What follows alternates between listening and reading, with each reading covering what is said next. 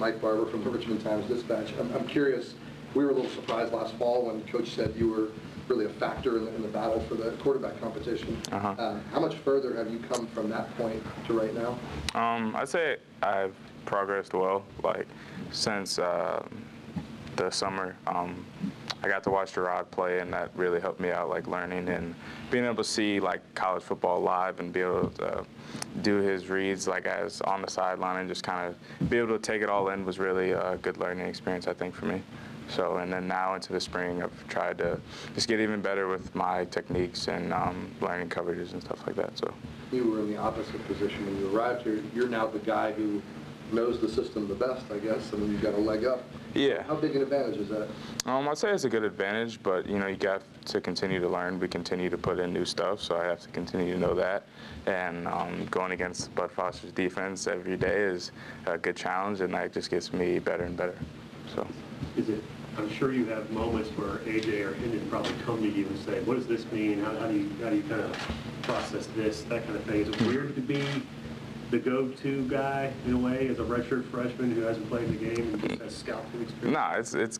I try to help him out as much as I can, like, because I know if I don't, Coach Corn or Fuente will get on him. So I try to help the guys out if they don't know a play or a signal or something like that. So it's not a problem at all, really. So. You're still pretty young. Did they ever come to you with a question and you go? Oh yeah, there's definitely times when I mean I don't know it in and out like Corn and Fuente do, but there are definitely times when I'm like I'm not exactly sure, but yeah, it's a little rare. I like to say I know it pretty well though. Josh, what was your most memorable experience on the sidelines last year? I really liked I don't know. Would running out the tunnel count as sideline or? Well, yeah. Okay, but I think the Miami experience was really great. That was one of my favorite experiences, probably most memorable. And then probably on the sideline of the Arkansas game, that was big, just trying to watch everybody and how they were reacting to when it came to the first half to the second half. That was really big for me to just take in and see how they reacted to it, so it was cool. You were asked, but I mean, it's probably not going to get in unless there's some sort of catastrophic injuries ahead of you. Is that tough to prepare or go to these kind of events that you know you're probably not going to play? The first half, I think there was a little chance, but of the season, there's a little chance. So I prepared just like Gerard and Motley did. Towards the end of the season, it was more, yeah, you're not going to play, you're not going to burn your red shirt. So I just tried to get better each and every day and know what we were putting in and everything just in case some crazy thing happened. I did have to get in. I wouldn't be, you know, horrible, I guess. So. Josh, you mentioned the Arkansas game and the difference between the first and second halves. What did you learn about how your teammates, particularly Gerard, reacted to being down? Was it 24? Yeah, 24-0. What did you learn from that? He's a very confident guy. Like his confidence never like wavered throughout the whole game. He just kept going and kept getting ready for the next play and the next series. So I think that was very cool to watch, just how he was very persistent and just kept working and kept going at him. So I thought that was really cool. Are you surprised at all to be in the position you're in, given that, you know, I think a lot of people were surprised that Gerard left in the first place. Did you see that coming? Maybe a little bit, but not really. Like I'd say we all were a little surprised when Gerard left, and you know, when he did leave, I just thought that now it's I'm the older guy, and I just gotta work and try to hopefully earn myself a job. Coach Fuente said that one of the things he's been working, and Coach Corn's been working with you since you got here, is an adjustment in your technique to get the ball out a little bit quicker. That's pretty common in college, but what's that like to, you know, you throw the ball one way probably your whole life, and then all of a sudden they start tweaking with it. What's that been like? It's been an adjustment. Like it's a little bit different than how I did things in high school. I had a little bit more time, but now with the speed of the game and how it's really ramped up, I have to be a lot quicker. Can't take too many like missteps or false steps or anything like that. I really have to just flip and throw. So just working on that from the winter to the spring, and then over the summer I have to continue to work on it. It's a change, but I'm gonna get it. So. Is it footwork? Is it arm delivery? It's more just like how we have RPOs. It's just flipping and throwing and like getting the ball out as fast as I can. Not much my motion or anything like that. Just moving my feet faster. growing up in the Michigan program, you were obviously around a lot of good coaches and things like that. How much did that help you, and were there being around any specific people, really, did anyone really stand out any more than any others? I'd say my dad. You know, I'd always be in his meetings when he was with his running backs, and being able to watch that and just how like college football works, I think probably really helped me out for this. So I think my dad would be a big person. You mentioned the meetings. What's the vibe like in a quarterback room with nobody who's taken a Power 5 or Division I snap, but you're the leader, you're the guy? What is that vibe like? We're pretty a relaxed group, I'd say.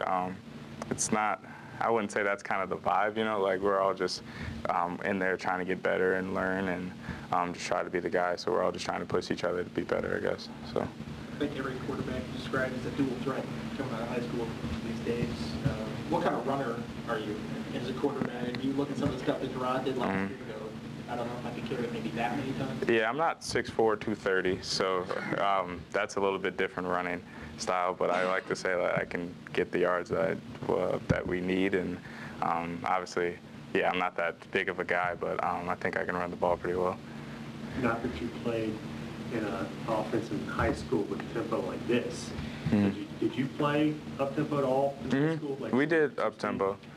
It wasn't like this, obviously, with how we have tempo calls and stuff like that, but we'd go fast.